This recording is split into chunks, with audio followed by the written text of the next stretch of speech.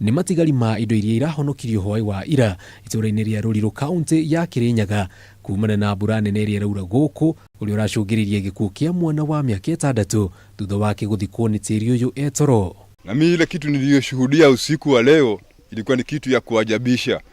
Sababu nilikuja nikaitwa kwangu usiku kuwa kuna nyesha, nikakuja hapa mbio, nikakuta kuna watu walikuwa wanang'ang'ana kutoa kwa ile nyumba ilikuwa imeangukiwa na mporomoko.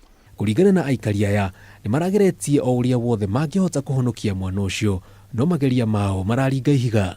Tukajaribu kung'ang'ana, sasa ile tunang'ang'ana, tulikuwa tunasikia kuna mtoto amelaliwa na mchanga hapo ndani. Kwa hivyo tulikuwa tunang'ang'ana tukijua Mungu tu atusaidie. Na wenye tulijaribu tulibahatisha kumtoa ndio, lakini tayari alikuwa ameaga kwa ndani ya hiyo mchanga.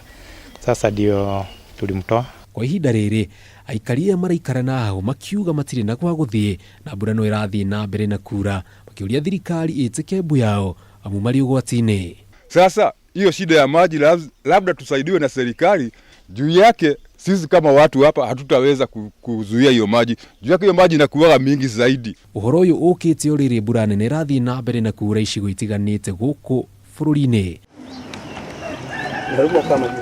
Kameme TV matũũra-inĩ njĩtagwo Jenga Wambui.